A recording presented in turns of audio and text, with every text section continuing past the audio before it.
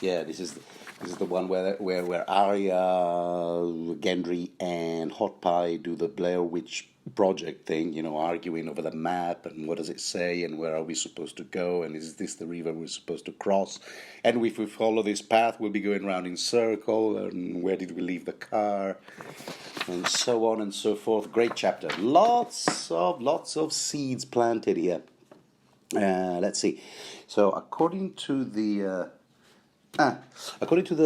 timeline, that the most accurate, most precise, whatever it's called, I found it online. Great timeline put together by a whole bunch of people. I imagine the most precise timeline, Song of Ice and Fire timeline in existence. It's a spreadsheet. It's an Excel spreadsheet that tells you all the events throughout the 5 books in as precise a chronological order as they could put together. According to that timeline, this chapter takes place shortly after Bran and company leave Winterfell, which is now in ruins, smoking ruins. So this is an interesting parallel because the two events apparently happened like really close to each other on the timeline continuum. So 2 Starks abandoning a place that, yes, are both can both be described as ruins, because Harrenhal, yes, is not exactly, it's not exactly the Hilton, and it's even though it was a smoking ruin a long time ago when Dragonfire even melted the very stone of its structure. But yes, it's a nice parallel. What was Arya up to last we saw her?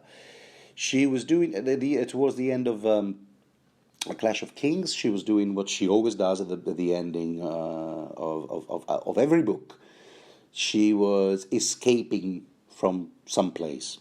Towards the end of Game of Thrones, she escapes King's Landing with the help of a Night Watch recruiter Yoren. And at the end of Clash of Kings, she was escaping Harrenhal while committing premeditated murder. That's interesting. We'll spend a little time on that lovely item, and it's a good way to start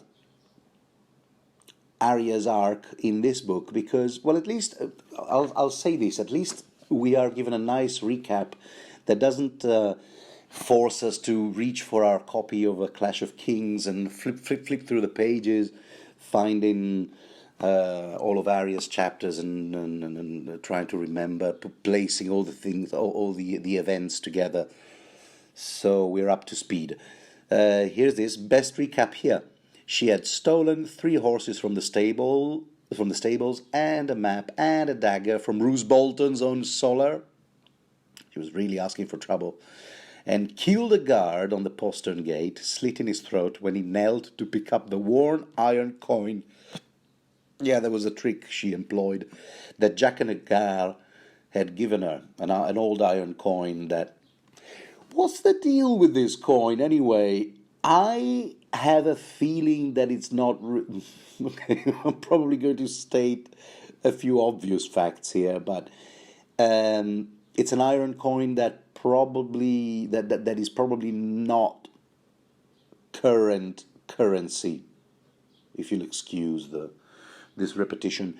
It's not actual currency spent in Bravos. I mean, it's not one of those coins that you can just spend and will be joining another 100 of identical coins in the cash of a supermarket checkout.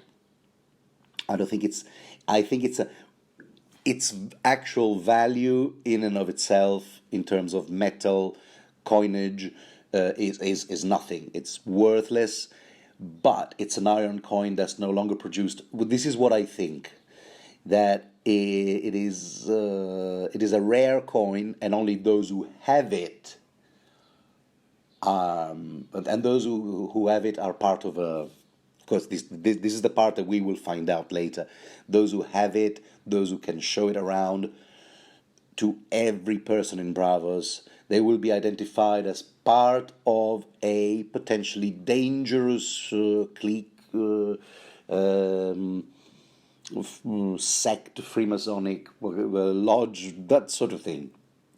And you'd better not mess with them.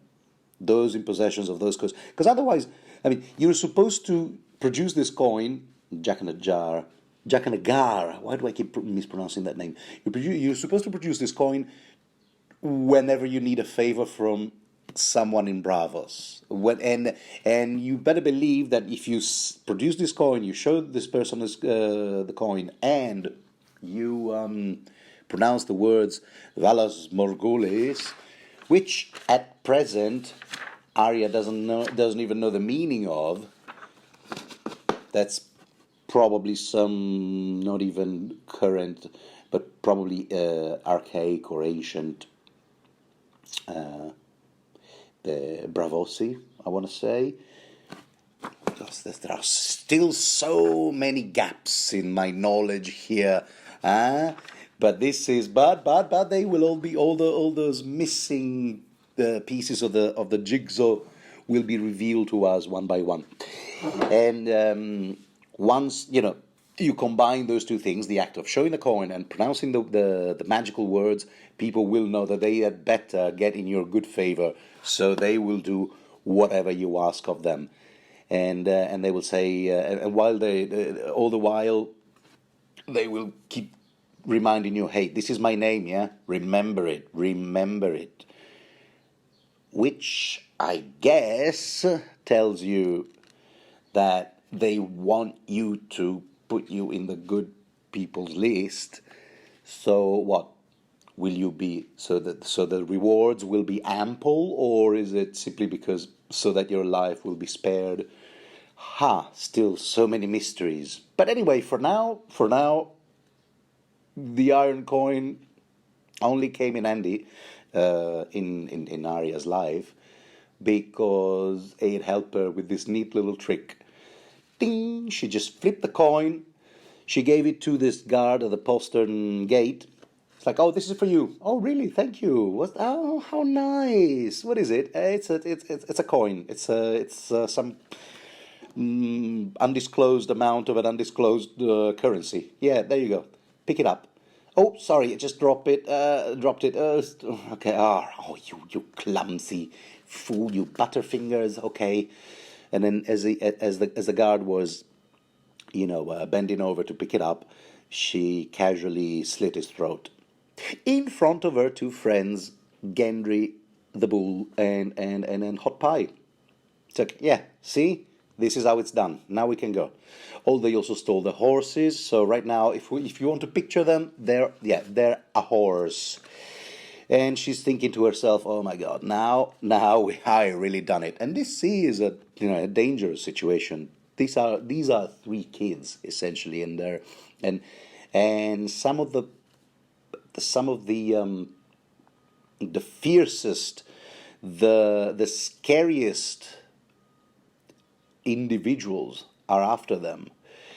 Earlier on, Harrenhal was occupied by Tywin Lannister much earlier. Even though Arya, while she was there at Harrenhal, she never had the chance to actually meet or talk to Tywin.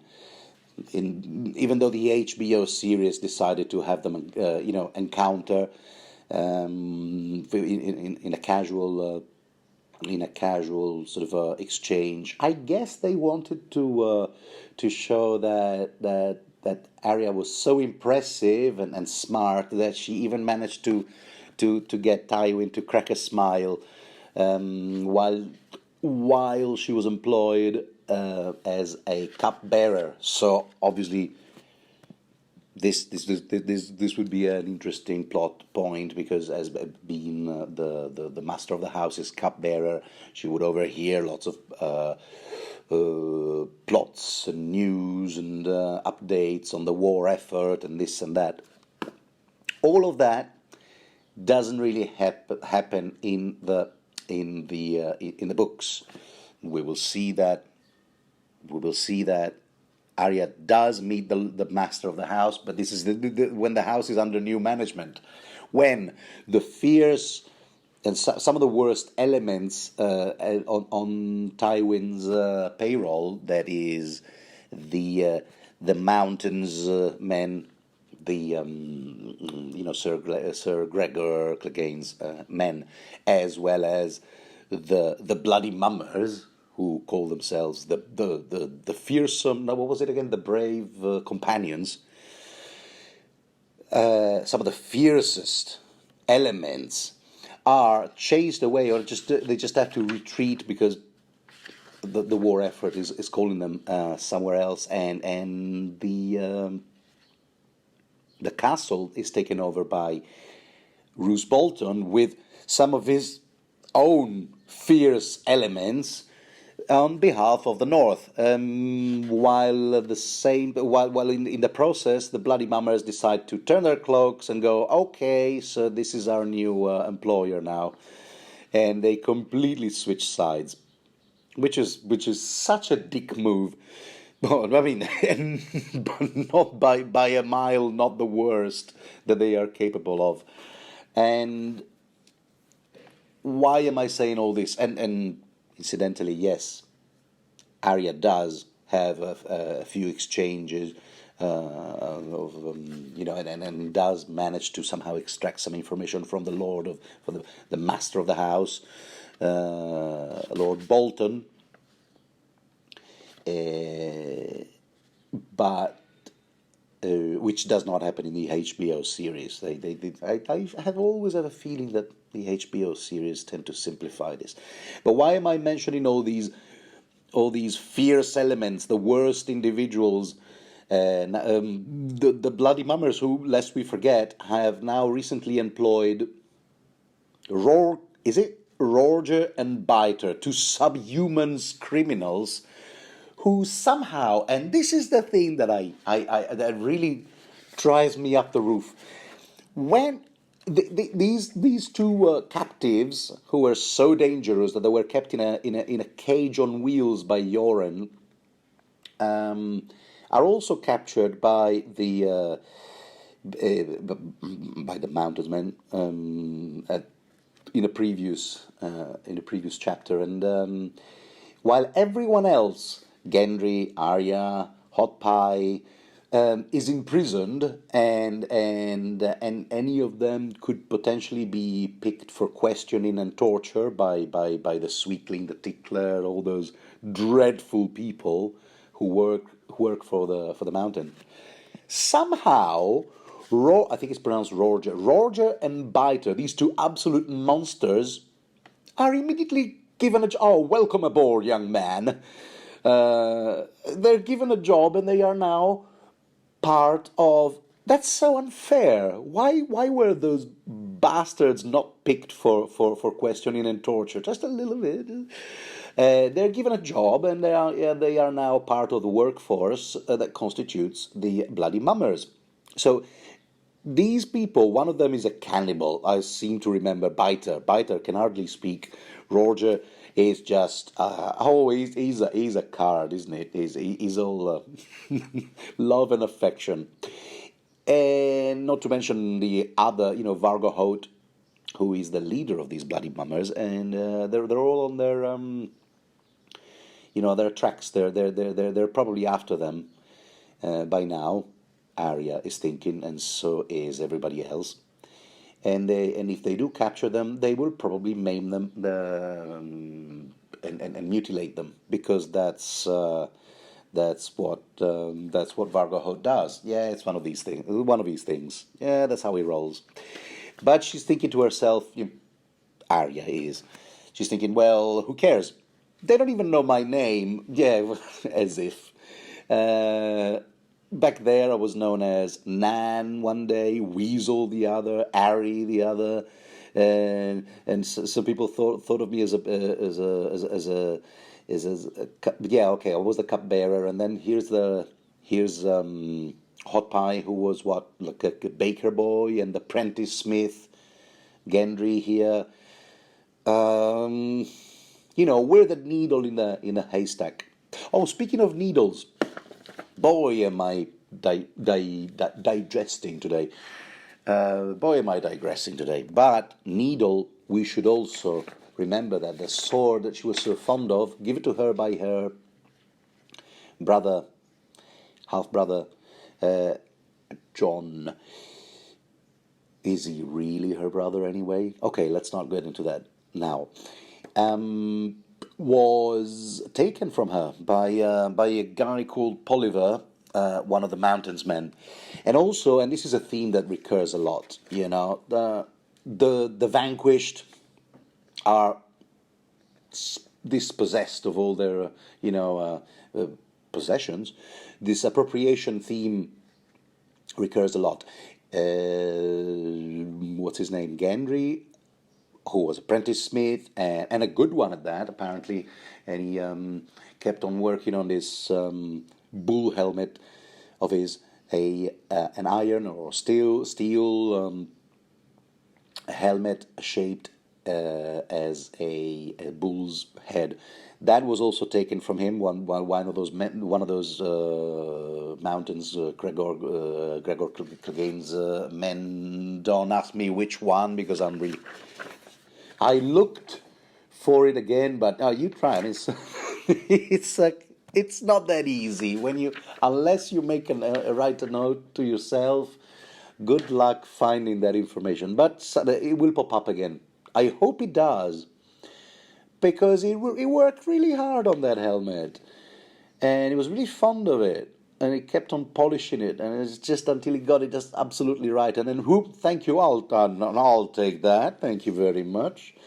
And of course, lest we forget, Ice, the long sword, which used to be Ned Stark's long sword, mainly used for beheading purposes, was also taken from him. I don't think he was executed with that same sword, but be it as it may, the person who did separate his head from his shoulders, Sir Ilan Payne, is now currently in possession of that sword, temporarily.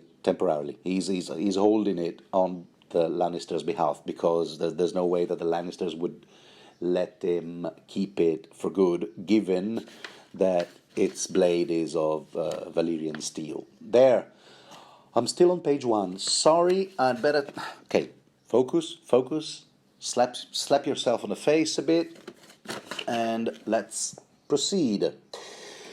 So anyway, yeah, Arya's thoughts go back to Mr. Bolton, Roose Bolton, who... Okay, but can we spend a few words on his patsy flesh dotted with leeches? This Roose Bolton, I don't think he's fleshed out enough in essays, and I mean, a lot of people points out his psychopathy, his complete lack of sympathy for his fellow man. But what I think is mostly missed is that the portrayal of this character is a bona fide, perfect depiction of a horror movie character. I'm talking Nosferatu. There's a 1922 German expressionist movie, Nosferatu, which was really the story of Dracula, but they couldn't call it Dracula because I think they didn't own the copyright. The Bram Stoker Foundation didn't.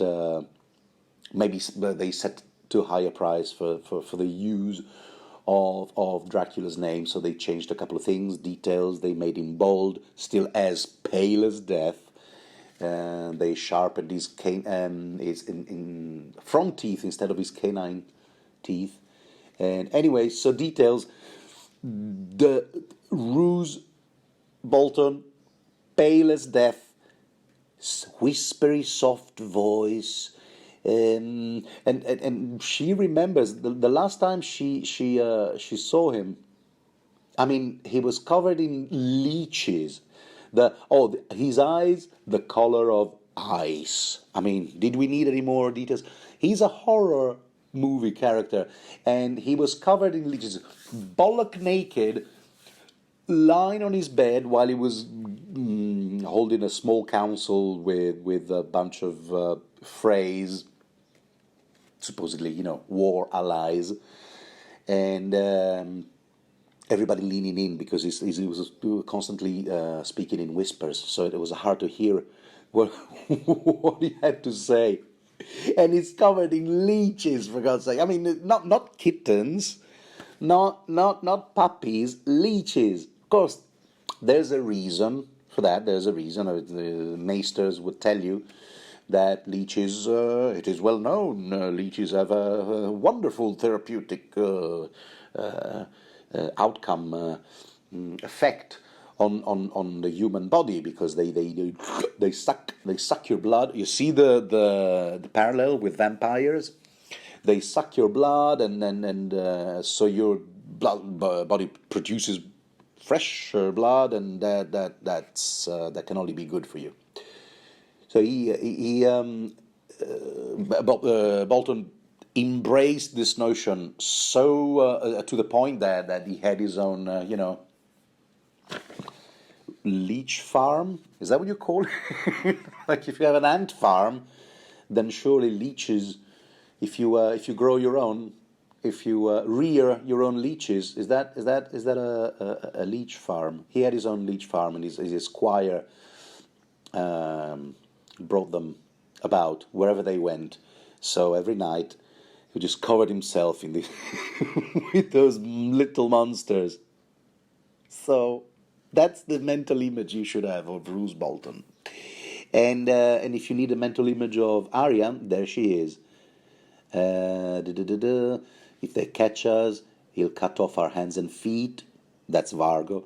And Roose Bolton will peel the skin off us. Oh yeah, did I forget to mention that that's also one of the things that he does? Yeah, for the hell of it. Yeah, for good measure. Doesn't just kill his enemies. He's also fond of flaying them. She was still, the Arya's image, I promised you, here it is. She was still dressed in her page's garb, and on the breast over her heart was soon Lord Bolton's sigil. The flayed man, there you go, of the Dreadfort. Oh yes, of course. Yes, his legal domicile is also called, Roose Bolton's legal domicile is also called the Dreadfort. It's not Lollipop Castle, Jelly Bean Manor. No, the Dreadfort, for God's sake. So she is reasonably concerned. Arya is. And so they cross the first stream. She led her horse aside and led them off the road. She's and they follow her. They follow her without questions, because she's already become a proper, a leader, a Girl Scout leader. Later on, she'll tell us that she knows all about moss, where it's which side it's supposed to grow on trees. But it grows on trees, but she knows that. We'll get there. I'll tell you about it when we get there. So a proper Girl Scout, trekking, tying knots on a rope, the occasional murder, a proper Girl Scout. And she kept telling herself, no, we better not stay on the roads. There's death on the road. Let's go this way. And Gendry and Hot Pie did not question her choice. She had the map. Yeah, but it's not that. They're terrified of her. That's the truth of it. That's the truth of it. They're terrified of her because they saw her kill a man in cold blood, and then turning around and go, okay, we can go. Bye, bye, Harrenhal. Miss you already. So, yes. And we find out that she really has no regrets. She's a 10-year-old assassin. Yes, at some point... Oh, yeah, here it is. It's mentioned right here, actually. She was only 10. So she's a 10-year-old assassin, and perhaps this is the time to mention that, yes, of course, she feels no remorse, but because on the one hand, she is, and she's turning into, well, she's in her character arc, she's turning into a lot of things. Earlier on, we saw that Nan, Weasel, Ari, the many names that she assumed. No one has as many different monikers as she does. So one of the things that one of the sort of trajectories on her arc is that she is going to turn into this multiple identity sort of characters, or lots of identities, but none, not a single one is the real one. Kind of Jack and Agar, faceless men. Is that what they're called? Anyway, we'll get there. But another important element in her trajectory is the wolf. Now, wolf, for her, is actually, and this has been pointed out by others far smarter than me, the wolf here has got a dual symbolism for her. On the one hand, of course, it's the sigil of her house. Oh, it's my family. It's where I belong. It's the Starks. Oh, I miss my mom. I miss even my sister, although she's a spoiled brat. She no longer is, incidentally. And so that's family. I want to be reunited with them. Who knows if they miss me? Maybe they will. Maybe they won't after they learn what I've done. Later on, she'll entertain these thoughts. But on the other hand, the wolf is also, the actual, the feral creature, the literal creature, which, incidentally, she can warg with. If you don't believe me, just keep reading this very chapter. She can warg with wolves with her own wolf, Nymeria, which she thinks she lost, but she is somewhere in the vicinity. We'll find out real soon. And therefore, and she's been spending enough time out there on the road. It's all about survival. So the wolf symbol in her life is also, the survival a la Discovery Channel. Yes, so I murdered this guy, but that's, in my book, in my wolf book, that's no murder, that's just survival. Just leave me alone, sue me. This is what we wolves do. It's nature. So, and wolves, in wolves' years, say, okay, a 2-year-old wolf is perfectly capable of committing murder out there in the wild, but we don't call it murder. It's natural nature, survival and all that. Which kind of, I don't know, am I reading too much into this? But that's why I think Arya really doesn't feel any remorse, because that's her wolf side. So anyway, so they keep on going. She was only 10, and she felt calmer. See, this is one of many sort of indications that she feels no remorse. She felt calmer. A skinny girl on a stolen horse. who with men behind her who would gladly cut off her feet. And yet, yeah, nah, just a minor inconvenience. So what does she do? She keeps repeating to herself the pieces of advice that her mentor figures shared with her. She's had many, actually, in the the hero's journey kind of trope. What do you call it? Mentor figures are in no short supply. Beginning with her father, of course. There's John was one of them, but now she's thinking Sirio Forel had taught her fear cuts deeper than swords. She keeps repeating all these. She has internalized all these mantras so much. And she whispered under her breath the words that Sirio Forel had taught her. And Jaqen's words too. Here's another mentor figure. Valar Morghulis. Yes, now I have it right there in the right spelling. I might have mispronounced it earlier on. And this is all part of her character arc. Yoren, incidentally, I really don't remember if this really happens in the books. This is unforgivable. But I do remember that in the HBO series, it is Yoren who tells her, look, if you can't sleep, you know what you could do? Oh, is that right? See, my cat has just told me his own trick whenever he wants to fall asleep. But no, let me tell you. Instead of counting sheep, I have a better trick. Why don't you count the name? Why don't you list the name of all people that you want to kill? Because that's how I roll anyway. He tells, in the series, forgot exactly. I think it's season 2. Yoren tells Arya. Yoren tells Arya, yes, this is what I do. This is what I do because ever since I killed a man as a revenge. It just tells her a revenge story that I don't want to waste your time going over right now.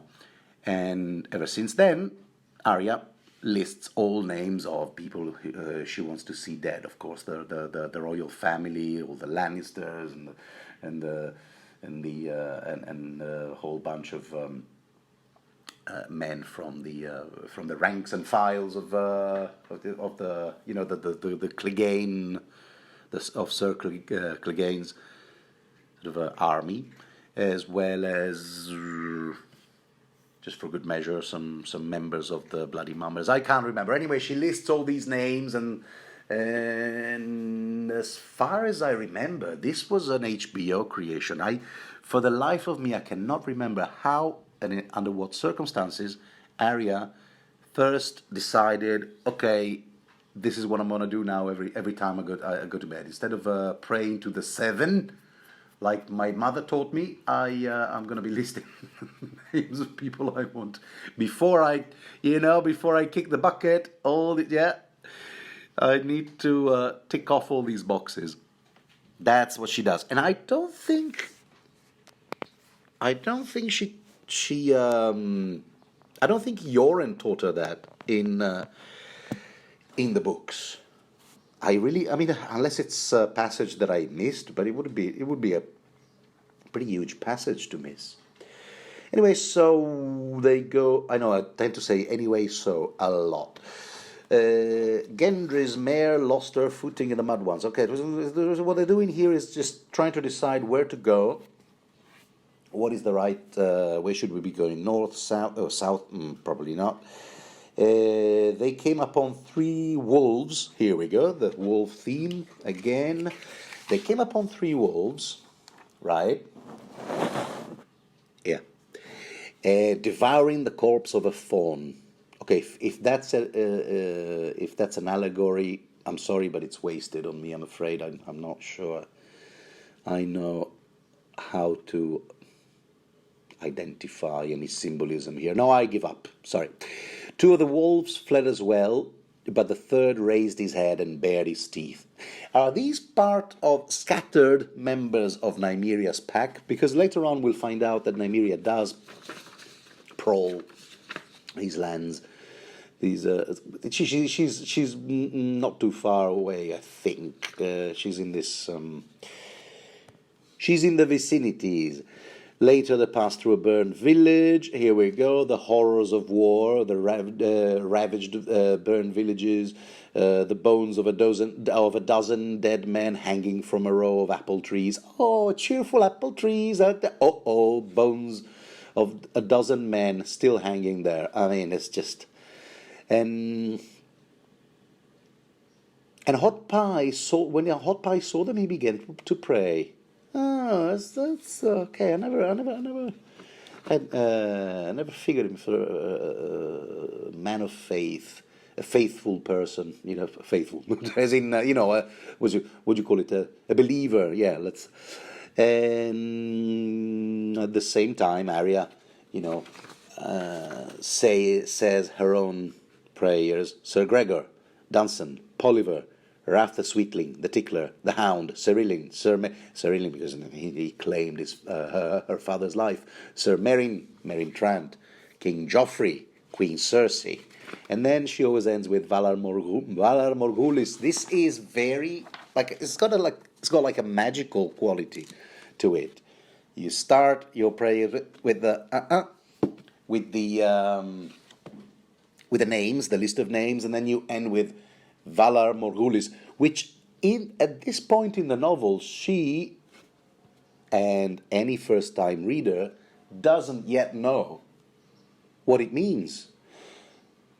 So that's interesting, because it's actually more appropriate than anybody imagines right now.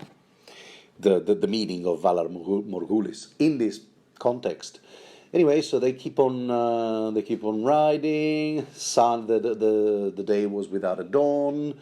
They never saw the sun because it was covered by smoke. And once again, the theme of destruction, misery, poverty, what do you call it? Disasters, catastrophe, horrors of war, ravaging the country. That theme that we saw in Clash of Kings obviously continues to drag on, because you can't expect it to go all cheerful. You can't expect the countryside to immediately recover and go cheerful, sunflowers, rainbows, and so on, overnight. So anyway, so there she goes. Says, okay, we should be going north. Why do we go north? We go north because I'll tell you. And then how do you know where north is? Why, from the moss, says Arya to her friends. See how it grows mostly on one side of the trees? That's south. Which, when I first read, I thought, isn't it the other way around?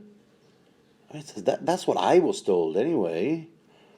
I don't know. Did they always lie to me? Interesting. So anyway, which way? Why do we want to go north? Because what do we want? We need to go to River Run. See here on the map, this is River Run. And why do we want to go to River Run? She feels tempted to say, look, well, I want to go to the River Run because River Run is my grandfather's castle, Hoster Tully, and my brother Rob will be there. She wanted to say, but she doesn't, because even though Gendry is aware of her status as a highborn girl, and Hot Pie doesn't, and Arya doesn't trust him to keep his mouth shut. And right now, out there on the road, it's safer to remain anonymous, just a lowborn girl, nothing to see here, move on.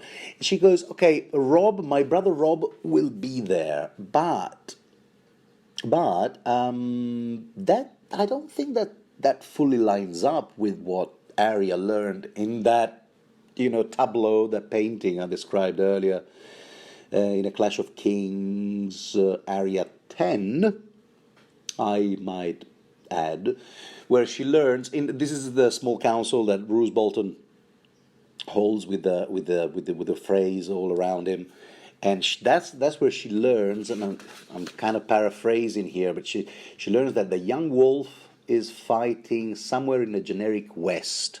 That's all they say, unless she found out. I mean, I guess she can. She figured, okay, so he's fighting in a generic West, but his nearest sort of base / headquarters will still be somewhere in Riverrun, so that's where he'll be. But it's strange that she doesn't think that's my grandfather's castle, who also happens to be my mother's father. Ergo, therefore, my mother will be there. Somehow her thought goes to Rob, so that's interesting. But they said, yeah, because but yeah, Roose Bolton said he's out there in the West, which strategically and also from the point of view of ensuing plot lines, plot points, subplots here will be very important in that small council held by Roose Bolton. And why do I keep lingering on that? Yeah, okay. Because you know what? I told you I see a painting. I saw when I first read that scene, I imagined a painting. And now I know, sorry, just give me a sec. I know what painting I have in mind. It's Rembrandt's, the Anatomy Lesson by Rembrandt. Oh, sorry, there was a noise coming from out there that really bugged me. Anatomy Lesson by Rembrandt. Now, don't ask me the year.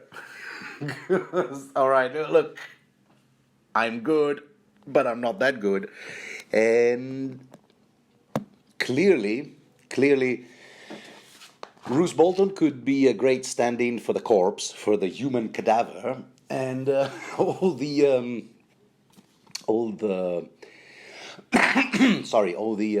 the phrase could be great stand-ins for all those medical students leaning sort of around this corpse and studying it. They're all dressed in black and leaning clearly, because as they did in Arya 10 in the Clash of Kings, because they had to, because otherwise it's impossible to hear what Bolton has to say. And lots of these scenes that George R. R. Martin constructs, paints for us, do really sort of unfurl to our eyes, to me anyway, like so many famous paintings. And before I forget, at some point we will mention the Night of Flowers, because I am certain that the inspiration for Sir Loras was the painting The Night of Flowers. I mean, just take a look. Well, we'll get there. Right now, the Night of Flowers isn't even mentioned in this chapter. We'll get there, hopefully. So anyway, and there I go again. So anyway, from time to time, she sent Hot Pie and Gendry on while she doubled back to try to confuse their trail. Too slow. We need to. They'll catch us for certain. She keeps recurring this motif. They'll catch us, and what about Roose Bolton? And what about the bloody mummers? The riders will be on us. And then she looked again, and she saw that there was a pack of wolves again. You guys. She cupped her hands around her mouth and howled down at them. Ahoo, ahoo, is how it's spelled. So this is just the beginning. If you thought that, okay, so Jon has this warging power with wolves, well, with his own wolf specifically, but not necessarily. Bran certainly has it. If you thought that, and will we ever find out whether Robb has it? But guess what? The next one in line is Arya. But surely, I hear you say, Arya lost her own wolf a while back. But you keep hearing little bits and pieces of info that there's this fierce female wolf roaming around the Riverlands, leading her own pack. At first I thought she was going to turn into a lone wolf, but no, apparently she leads her own pack, and everybody's terrified of her. And everything points to her being Nymeria. But this will be consolidated later in this very chapter. Anyway, so they keep going. The wolves. What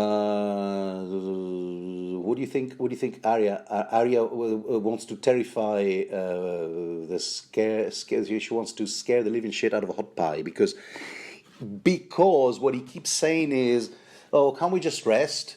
Can't we just yield if they catch us? Can't we just?" No, this was Lomi. That's a different character, but yeah, he's always like moaning and whining. Oh, I can't go on. Come on, let's have a rest. Let's have a rest. Let's stop here. So she wants to scare the living shit out of him, and asks Gendry, "What do you think if he falls off the horse because he keeps trying to sleep on the saddle? Well, who do you think will find him first, the wolves or the mummers?" "The wolves," said Gendry. "Better noses." So Hot Pie opened his mouth and closed it. "Oh my God, okay." This is very comedic here. "Oh, wolves, you said?" And he picked up the pace. This will happen again until even Arya herself is so tired that they can't go on. But for now, she just keeps saying, "Look, there's no time to waste. We had better be on the move." We have mass murderers on our tails, so need I say more? But she also remembers that neither Gendry nor Hot Pie are actual horsemen. These are city boys, city slickers, and not particularly wealthy either. So the closest they ever went to a horse was probably when they were shoveling horse shit for a gig whenever they work was scarce elsewhere. This is just my conjecture, and she thought, yeah, I should have remembered. I mean, after all, I have been riding as long as I could remember. Ponies, when I was little, and later horses. You see, there's another aspect that we shouldn't forget that is blended into Arya's many qualities. She might be a 10-year-old assassin, but she actually was the kind of girl who would get a pony for her birthday. I mean, let's not forget that's how she was raised. Just because she was a tomboy and she preferred adventure and fencing, or water dance, as she calls it, doesn't take away the fact that she was raised like a proper lady. Whereas these two slobbers, these two guys have nothing in common. She's the only one who can read, for example. Later on, we will see. Or we have already seen it when she shows them the map. Because you see, this is the. In fact, right here. Yes, it's just here. She shows them on the map. See, we need to cross this river. We're supposed to cross. That's a river. We're supposed to cross the Trident, right? And that's a river. A Trident is a river. So surely, ergo, this must be the Trident. It's a perfect watertight, no pun intended, watertight argument, isn't it? But not quite. The river was swollen by the rain, but even so, it couldn't be much more than 30 feet across. It's not the Trident. The Trident is a massive river. We didn't come far enough. Yes, we did. Look, we rode all day. We hardly stopped at all. Hot Pie thinks that they've been traveling light years. Let's have a look at that map again. This is where they do their Blair Witch Project thing. Where is it? We're supposed to go here, Alexa. Where did this? No, we're here. No, we're over here actually, and that's the river. Look, the river we're looking at right now in real life. The map is not the territory. I just thought I'd interject right there. I'm not sure where I heard it, but it's a very, very important. The map is not the land, is it? That river that we're looking at right here in real life is not. It could be any of these. Look, it could be the Derry, the Green Apple, the Maiden, the Little Willow, the Big Willow. There's more. Look, the Ripple Down Rill. Yeah, that must be it. It looks like a ripple down rill, doesn't it? Yes, it probably is. There you go. Decided. So, as long as we don't take this other river, because that will take us right back to Harrenhal, which, I don't know about you, but I do not deem it a wise idea. And neither does my cat. We have to know which river it is. Now, right now, we have to know. Right now, they're being terrible Boy Scouts. I'm sorry, but no. But the moss on the trees. Look at this. What you're talking about? The trees got moss on three sides. Can somebody look up whether moss really does grow on the southern side of a tree or north? Because I was always told it's north.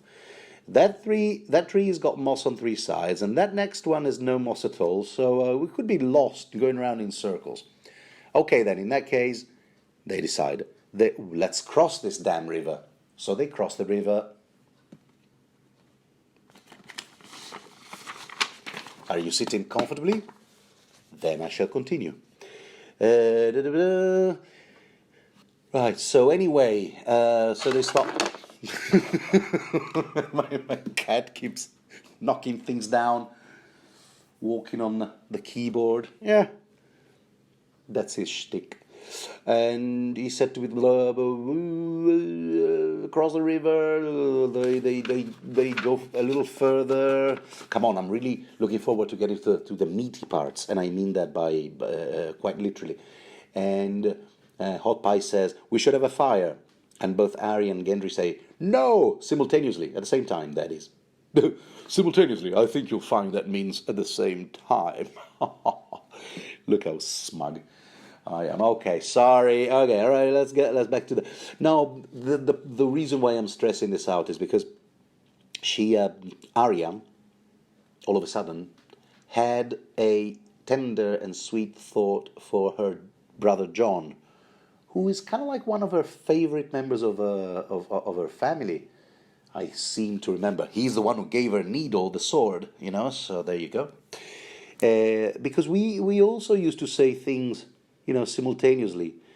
And he used to mess up my hair and call me little sister. That theme, I'm glad it stopped recurring because it was just mentioned way too often in the previous books.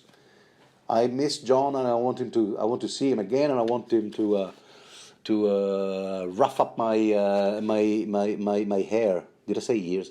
My hair, and call me little sister. Yeah, that I think that was, enough already. Okay, so but this is now my pack. You see, she's a wolf. I used to have a pack. My family's gone. They took it away from me. Now this is my pack. So. And we should continue. Get back on your horse, she says. And however, now this is the point where even Arya can't keep going. She'll deny it, but no, there's no way. She said, well, what? She goes, no. What if they catch us? All those bloody mummers. Here we're reminded of a few of those names: Vargo Hoat, Shagwell the Fool, who is said to be one of the worst elements in Vargo Hoat's company, sellsword company. Faithful Urswick, is that the? I'm not sure. Is that the Septon? No, there's another Septon here called Septon At, who's a Septon, but stay away from him. And Roger and Biter. Need I say more? All of these monsters. What do they do with us? What will they do with us if they catch us? Well, so they mutilate us and bring us right back to Nosferatu. So anyway, so let's keep going. And after a while, Arya falls asleep on her saddle, which apparently she's now used to doing without falling off the horse. And Gendry just points that out. Hey, you were sleeping. Your horse was going round in circles. Nah, I was just resting my eyes. How many times have we heard that from people? No, just resting my eyes and airing my throat as well. Okay, look, right. Listen, we can't go on anymore. Look at Hot Pie. He's already on the ground, curled up beneath his cloak. He has a big wedge of cheese in one fist, but it looked as though he had fallen asleep between bites. Have you ever felt that tired, dear listener? I know I have. Anyway, so okay, all right, let's go to sleep. Let's make up no fire. But yeah, that's probably for the best. We do need some rest, and after all, the bloody mummers need rest too. Oh, which reminds me, Sir Gregor, Duncan Polliver, this time she lists all of his given names, not just the surname, but also Mr. PhD, Mr. Duncan Polliver, PhD, Ralph the Sweetling, the Tickler, and who else? On the Hound, and then she just falls asleep. Her dreams were red and savage, and this, my friend, this is where she starts warging. Because she sees things, right, and immediately the reader first thinks, okay, so she's having a dream. She dreams of the mummers. I mean, she's been concerned about the mummers, catching up with them the whole day. Why wouldn't she dream of the mummers? But then she seems to be aware of details that she shouldn't even know in her waking life, because they hear, well, they know that this is a pale Lysini leading the other three, a dark, brutal axeman from Ib, the scarred Dothraki, although I think George Martin pronounces that word Dothraki, a horse lord that everybody called Iggo. So she hears them talking to each other, and how did she come up with this Dothraki name all of a sudden, out of the blue? And a Dornish man whose name she never knew, because they weren't calling him right there and then. And on they came, riding through the rain in rusting mail and wet leather, swords and axe clanking against their saddles. Too many details. We're thinking, this is no dream. She's seeing this. She's seeing this through the eyes of Nymeria. This is where we find out. And they thought they were hunting her, but she was hunting them. And that's what happens. And she was leading a great pack of wolves, gaunt and wet and silent. So yeah, you see, Nymeria really does lead a pack. She's not a lone wolf. And the fight was short but bloody. Oh, I like that. The hairy man went down. Yeah, of course, because these are all wolf descriptions. You know, the hairy man, the famous man looked at the red cup. Look that sentence up if you're ever curious. I'm not gonna tell you anything about it. Just look it up on a search engine. I don't endorse any in particular. The hairy man went down as he unslung his axe. The dark one died stringing an arrow. And the pale man from Lys... Okay, so it's Lys, but the people and presumably the dialect from Lys is called Lysing. Am I correct on that one? Not sure. Tried to bold. Her brothers and sisters ran him down, tearing the throat from the rider. I mean, can you imagine how large those jaws must be to be able to cover a man's throat and tear it apart? And he came crashing to the earth. Only the belled man. Because he's got bells on his. This must be the Dothraki. Now, I think we will have further proof that this was not a regular dream, but a warg. dream when we encounter this Dothraki, and to be honest, I'm not withholding information from you, dear listener. I don't remember if we encounter him again with his arm missing, because right now we find out that Nymeria literally tear his where does it say it? Tear his arm off from his shoulder. Oh, here we go. And ripped the limb loose from his shoulder. So that's the kind of bite that these bite power that these wolves have. I mean, they must have jaws as large as crocodiles. Her jaws locked on his arm as they fell. Her teeth sinking through the leather and wool, soft flesh. And when they landed, she gave a savage jerk with her head and ripped the limb loose from his shoulder. There. Oh, should I have said, trigger warning? Look, if there's someone squeamish around here, that's me. So, and I read this passage twice. It's part and parcel of this series of books. So there. If you made it this far, I'm assuming you're less squeamish than me. Exulting, I'm going to read this final sentence, this final line here. Exulting, she shook it back and forth in her mouth. Oh, wow, what an image. This was great. Scattering the warm red droplets amidst the cold black rain. What an image. I salute you, sir. Okay, well, that was nice. That was great, actually. Really enjoyed it. And you know, why do people give flack to these early Arya chapters in the Storm of Swords? Like, it's just people going from A to B. These are great examples of character development, character information, psychological development, drama. I like it. I love the style. And I will conclude. Thank you for following me this far. I guess I'll see you soon. But I would like to leave you with a thought of the day, and here it comes, and it's completely unrelated to both Game of Thrones and the Song of Ice and Fire series, but it's still kind of like sci-fi fiction kind of related. And here's the thought: the Ewoks eat people, and we should remember it next time we go. Oh, so cute! And they almost certainly feasted on the flesh of dead stormtroopers. Just something to remember next time we watch Return of the Jedi. Okay, well, it was a pleasure. Looking forward to doing this again. Ciao.